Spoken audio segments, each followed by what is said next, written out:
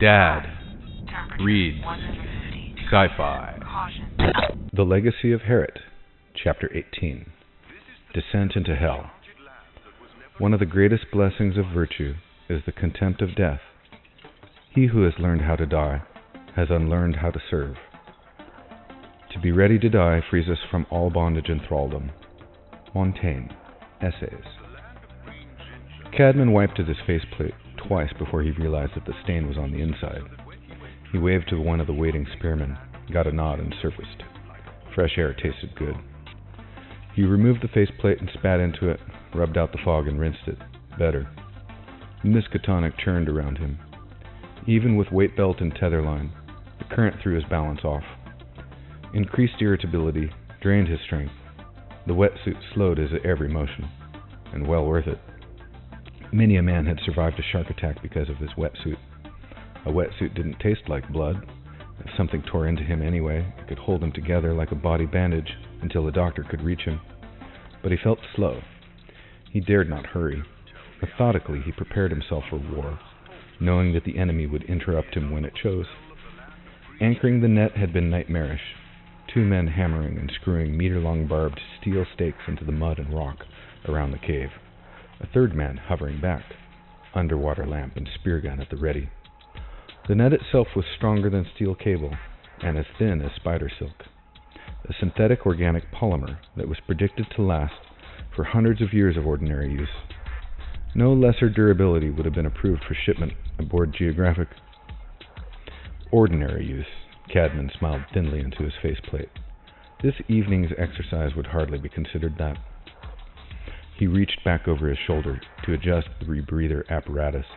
Very light, very compact, intended for underwater repairs on a docked Minerva. It was certified for an hour of swimming, half that of vigorous activity. It'll do. Half an hour of fighting that thing and one or the other of us won't need oxygen anymore. Okay, down we go. Cadman, this is Sylvia. Go. It was impossible to speak distinctly into the throat microphone. I've analyzed the photos. Cadman, that thing has to be amphibious. It may spend more time underwater than on land. I already thought of that one. And they're hard enough to kill on land. Thanks. More. No, except be careful. He stretched and dove down to join the others at their work at the net. He felt the reassuring pressure of Zach's monster killer spear gun against his thigh. Moskowitz had promised them a stopper. Joe Sykes' machine shop had delivered it. The device looked like a pistol with webbed black plastic grip. Immediately in front of the handpiece was an ammunition clip that looked as if it were constructed for shotgun shells. This was almost true. Special cartridges drove carbon steel tipped spears carrying enough high explosive to blow the engine out of a skeeter. This should stop them, and the net should hold them. The net had better stop them. This island is starting to look infested with the bastards. He swam to the cave mouth and waved to the spear gunners watching the work. One waved back and went to join Carlos on the other side of the cave. Carlos had opened his wetsuit down the front. One of the spear guns was strapped to his lap. He worked methodically, carefully, but he never stopped. He'd done that all day, driving Cadman on with his example, working through exhaustion, through fear, as if the devil was on his tail. Welcome to hell, Carlos. A silver trail of bubbles bobbled from the side of Carlos' mouth, and he gave Cadman a thumbs up. Cadman wiggled the meter-long barbed steel pinions, holding down his corners of the net. No give to them at all. If the rock held, the net would. A catfish and a salmon swam by almost in tandem, the salmon close behind, chasing playfully. Cadman allowed himself a twinge of hunger. The fish were getting big and fat, especially the salmon. If he'd had time, he would have snatched that one from the water. They began to ascend. Cadman's aching muscles sighed relief. Their heads broke the surface. Both scrambled out in almost comic haste, sucking air. The sun had dipped below the west wall, and there were only a few minutes of light left.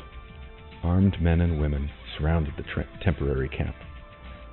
Packing and crating from boxes of hastily shipped equipment were piled randomly into a central area. No one had taken the time to collect or remove them. But they were out of the way. No shelter for monsters to hide behind. 2 machine guns occupied the top of an empty crate. A faint burning smell hung in the air. The low, steady vibration of a flare drill tickled Cadman's feet. An electric generator hummed near the shelter. A series of cables linked it to batteries of portable lights set up on every side, giving the entire area a bright, greenish-yellow glow.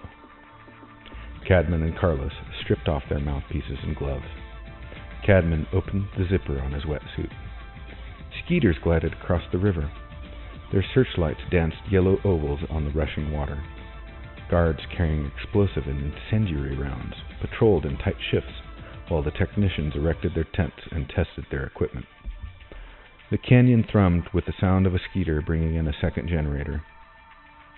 Carlos pointed to the machine guns and patrols. "They take you seriously, amigo." "Sure. Now." "Good." A tent flap raised, and Jerry waved a thin arm at them. "Over here. Join you in 2 minutos, Cad. Want to get a gel on my face cut." Cad nodded, then crossed to the tent. He had to duck going in. A small gas heater burned in the corner, and the air was toasty. "What do we have, Jer?" "Everything you wanted," Jerry answered. He held up a plastic pouch. Its contents seemed darkly purple in the artificial light. "This should do." "Great. How are the other preparations going? Andy?" The big engineer spread out a sheet of color-coded graph sheeting on the table. "Deep radar shows a network of caves going back into the mountain for at least 1 kilometer. It would be death to go in there and take it on its own terms. There's no way in hell to kill it and be sure it's dead unless we go in. You know that." "Swell. Shit, man. I don't like it at all." "Have to burn the egg sac," Cadman said. Jerry grinned. "I've read Red Planet too." His look became serious. "All right, I grant you that. There may be young, or eggs, and right now it's wounded. There isn't a better time, but I still don't like it." "No more do I. But you just do the best you can up here. Do it right, and we won't have anything to do but collect the corpse. Corpses, if it has young. All right, come on." He led the way out and behind the tent where a tripod-mounted laser drill burned into the ground. The men working the drill were shielded and wore goggles against the glare and the fat sparks that popped and flew like flaming moths. Sizzling melted rock bubbled up out of the cavity, flowed a few inches, then turned sluggish and puddled. 30 meters away, a second drill was searing into the rock, and just beyond a rise, Cadman could see the sharp flickering lights of yet another. The laser shut down abruptly, and someone yelled, "We're through!" "Lay the pipe through." 12 meters of flexible metal piping was run through while the rock was still hot. The top end was fastened to a pump and a 20-gallon drum. "What have we got there?" Cadman asked, curious now. "Call it napalm, only nastier. Burns longer, hotter, top layer will vaporize. When we touch it off, there will be a shock wave that should kill anything down there. Its waste products are toxic. It will burn up any oxygen down there. Just like Godzilla. Oxygen destroyer." Andy laughed. "Always wondered why they had that film aboard Geographic. This stuff isn't magic, but it's pretty nasty. Homemade, too. So was foo-foo gas." "What the hell was that?" "Gasoline and old-fashioned granular laundry detergent. Big factor in the 1995 Argentine Revolution." "Viva la revolucion!" Andy grinned. "Stealing my lines, compadre?" Carlos joined them. His facial scar was sealed tight under a waterproof astringent salve. "You'll get your royalty payment," Andy breathed deeply. "You guys ready?" Cadman and Carlos nodded. "Then let's do it." Carlos held the spear gun at the ready this time, while Cadman worked the tip of his knife into the plastic unit of human blood Jerry had brought from the clinic. The pouch was rubbery firm for a moment, then as its skin was pierced, it collapsed. Its contents spilled into the river upstream from the cave. The blood streamed through the lamplight in dark tendrils, then was sucked into the cave and vanished. If it worked, the thing would come streaking out of the cave and into the net, and Cadman didn't care if the effect was like pushing a pound of cheddar through a cheese grater. Carlos dimmed his light. Together they waited, and waited, clinging to anchor spikes. Cadman listened to the hiss of the river and the steady sigh of his own exhalations as he pushed them into the rebreather and waited. Nothing. After 10 minutes, they surfaced. Cadman spit out his mouthpiece as he climbed up and swore savagely. Zack helped Carlos past a slippery patch. Let's go to Plan 2. Andy was manning the pump, awaiting a hand signal from Zack before he sent the explosive liquid flowing into the ground. If it's in there, he said with obvious satisfaction, this is going to make it very unhappy. Cadman nodded and found a comfortable place to sit. He was suddenly aware of fatigue and cramped muscles. Somewhere someone was cooking, and the fragrance of lamb stew with fresh vegetables was suddenly overwhelming. Carlos appeared, holding 2 heaping bowls.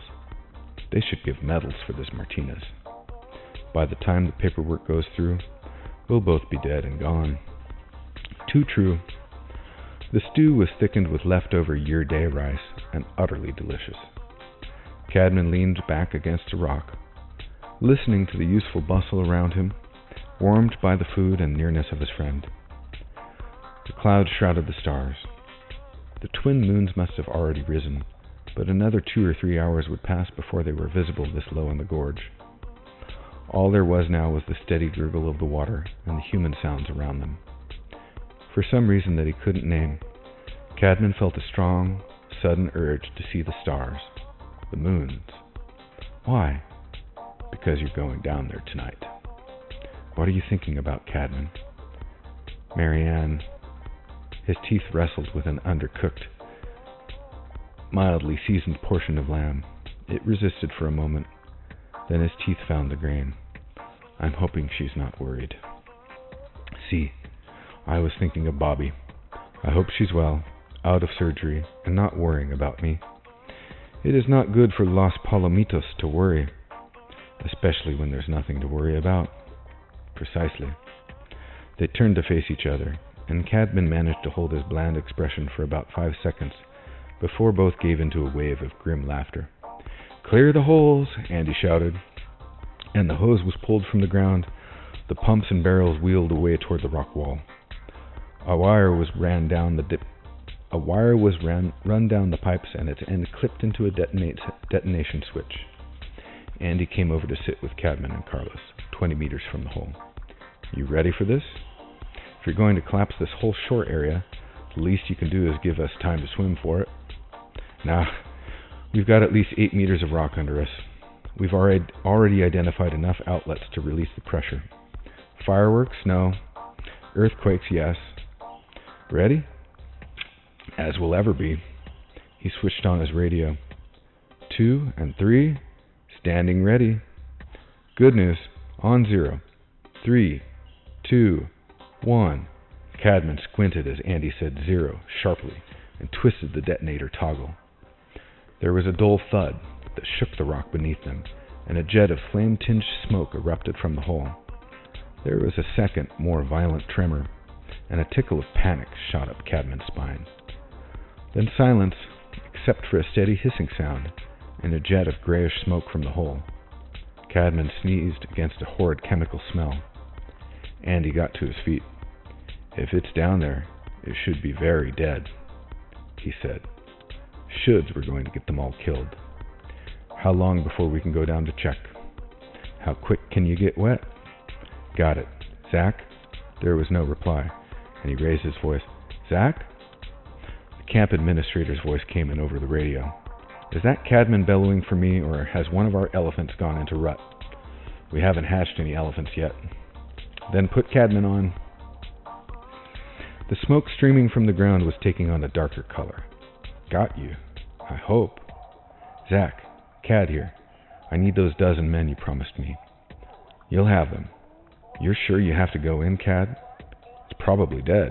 Zack hesitated. No, damn it. Probably isn't going to help me sleep any better. We'll skeeter in the last 2 from camp.